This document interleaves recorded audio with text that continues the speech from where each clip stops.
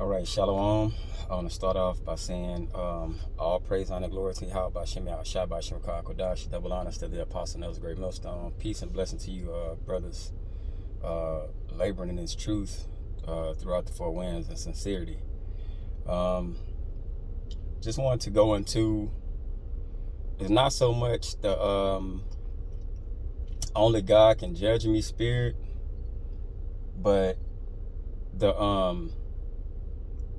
the separation of Yahweh and Yahweh Shai, because a lot of people, when they say that, they skip over Yahweh Shai, because they're saying only God can judge me. By that, just me, the way they read it is like it's straight to the Most High. So it's like basically only Yahweh can judge me, and they don't understand that it's a middle passage to Yahweh, and that's through Yahweh Shai. And Yahweh isn't even dealing with anyone. It's all left in the hands of Yahweh Shai. So just kind of going into that, and through the spirit and power of Yahweh Bashem Yahushua, I pray that it's edifying to the elect. Okay, this is 1 Timothy 5:21, and these are scriptures that just shows the separation, like the elect and the Father and the Son agree in one. Okay, so you can't say only God can judge me, like you have instant access to straight to the Father, and you haven't even dealt with the Son. You know what I'm saying? You just skipping right past him. Or in hindsight, they may think that Yahweh Shai is Yahweh, but hopefully it's some clarification on that, and let's get help understanding. All right. 1 Timothy 5:21. I charge thee before the Most High and the Lord Yahweh Shai Hamashiach and the elect angels, that thou observe these things without preferring one before another, doing nothing by partiality. So this basically, it shows you separation. Okay. Proverbs 30:4. Who hath ascended up into heaven, or descended? Who hath gathered the wind in his fist? Who hath bound the waters in a garment? Who hath established all the ends of the earth? What is his name? And what is his son's name, if thou canst tell? So keep in mind, these are separate individuals, and when they speak, they're not speaking as if the Father and the Son are one. Okay, they're not speaking. They're speaking as if when we speak to Yahweh Shai, we're speaking to Yahweh Shai, and that's our passage to Yahweh. Okay, this is John 20:17. Yahweh Shai said unto her, touch me not, for I am not yet ascended to my Father, but go to my brethren and say unto them, I ascended unto my Father and your Father, and to my God and to your God. So it's clear that it's a separation. Okay, he said, I ascended to my Father and your Father. All right, and my God and your God. So how can this be to where they're the same, but he's speaking to himself?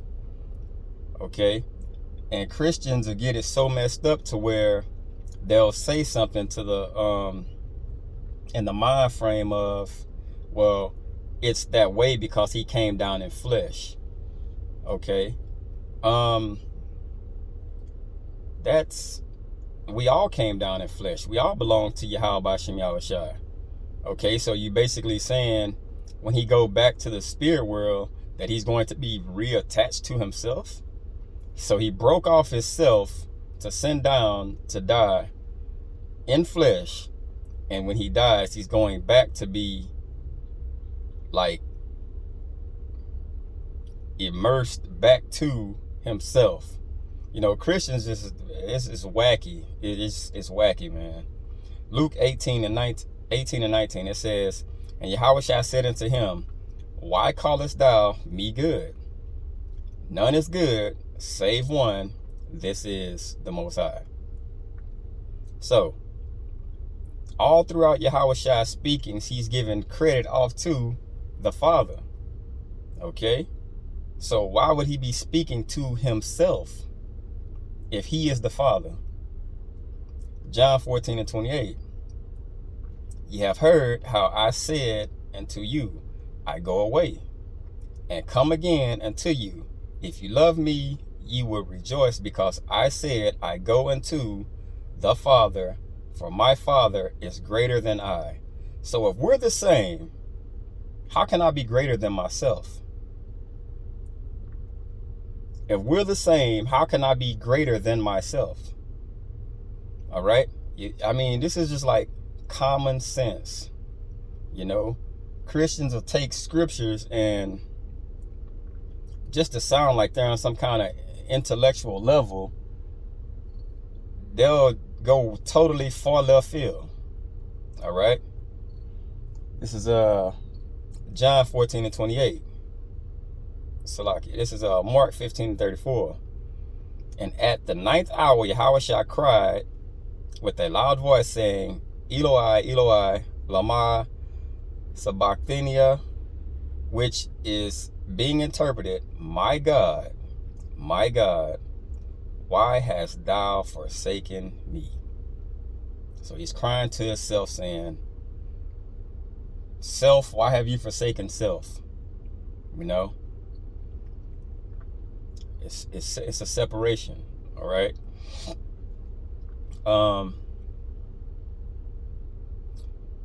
Now, just another of the same thing. Now, this is David. Okay. This is Psalms 22 and 1.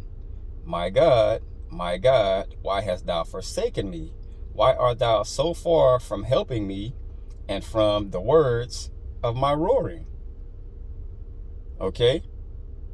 The same things Yahushua uttered. Does that make him the Most High also? Because when we all die, we go to one place. So why isn't David considered what you would call God also? Okay?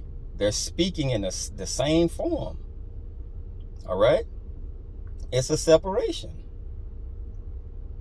All right? This is Acts 7 and 55. Now, this is Stephen before he's about to be put to death. Look what he saw spiritually. But he, being full of the Holy Spirit, looked up steadfastly into heaven and saw the glory of the Most High and Yahushua standing on the right hand of the Most High. So if you try to throw off the narrative that, well, when he came down, he was in the spirit. I mean, he was in the flesh. So that's what made him, basically roughly took him away from being the same power, to where he had to be considered man and he wasn't God in a God form. So what about Stephen when he saw him in the spiritual? He said, I saw the glory of the Most High and Yahushua standing on the right hand of the Most High. Verse 59, it says, and they stoned Stephen, calling upon the Most High and saying, Lord, Yahushua, receive my spirit. Okay, 60, and he kneeled down and cried with a loud voice, Lord, lay not this sin to their charge. And when he had said this, he fell asleep. So right before he was taken out of this earth, he saw spiritually Yahweh and Yahushua. Yahushua sitting on the right hand side of Yahweh. So this, I don't even know if you want to call it a doctrine, but this thought of the Father and the Son are exactly the same and you're going to see one person, it's just crazy. It's hideous. John 11:41. Then they took away the stone from the place where the dead was laid, and Yahushua lifted up his eyes and said, Father, I thank thee that thou hast heard me. So I guess he's speaking to himself again, thanking someone. You know how delusional you would have to be to walk around talking to yourself? People will think you're crazy. Answering yourself, you know? But that's the same narrative that Christians push off. That Yahweh and Yahushua are exactly the same. It's not that they're saying they agree in one. They're saying they're the exact same person. All right? John 7:33. Then said Yahushua unto them, Yet a little while I am with you, and then I go unto him that sent me. You can't send yourself somewhere. Okay? That's a chain of command. All right? You can't just send yourself somewhere. It's crazy. Just the thoughts of Christians are just crazy, bro. Matthew 4:10. Then said Yahushua unto him, Go thee hence, Satan, for it is written, Thou shalt worship the Lord thy power, and him only shalt thou serve. Explanation. Matthew 11:27. All things are delivered unto me of my Father. All things are delivered unto me of my Father. So how is he delivering things to himself? See, simple understanding. Simple understanding. Neither knoweth any man of the Father save the Son, and he to whomsoever the Son will reveal him. So it's not their fault they don't understand. It's just the mystery and wisdom and knowledge is going to come from Yahushua. Okay, so everybody's not going to get the deep, dark parables or sayings. But it's just common sense, man. Like, it makes no sense that you would call Yahushua Yahweh, you know? And that just go into that only God can judge me, you know? You're skipping straight over the Son by going straight to the Father, saying only you can judge me. I guess no middle passage. All right, this is John 5:30. I can of mine own self do nothing. As I hear, I judge, and my judgment is just, because I seek not mine own will, but the will of the Father which hath sent me. Philippians 1:2. Grace be unto you and peace from the Most High, our Father, and from the Lord Yahushua HaMashiach. Now, we're getting it from third parties' perspectives. Okay? Third parties' perspectives are basically showing you that it's two different beings. Okay?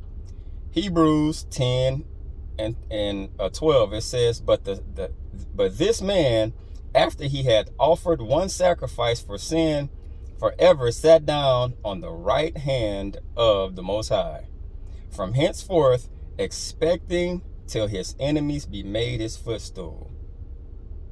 So he's waiting, because he's going to be ruler up. He's waiting. Okay? Till the Father gives the green light. Also, how come it tells you that, because we know where Yahushua is right now. Okay? So why does it tell you that he don't even know the last day or when it's going to be over with? The only one that knows is the Father. But if they're up there together and they're one, how does the Son not even know? Don't worry, I'll wait. Matthew 24:36. But of that day and hour knoweth no man, no, not the angels of heaven, but my Father only. I forgot I had put that there. That's spirit. Okay? But the Father only. So Yahweh Shai doesn't even know when the end is. Only the Father does. You know? And they're in the spiritual realm right now. Okay? But I hope this brought a little light to the situation. I want to say, call Allah Yamla, Yahweh Bashem Yahshai Bashem Rakah Kodash. Double honors to the apostle of the great millstone. Peace and blessing to y'all. Keep pushing the truth out for a win. And sincerity and truth. Till next time, Shalom.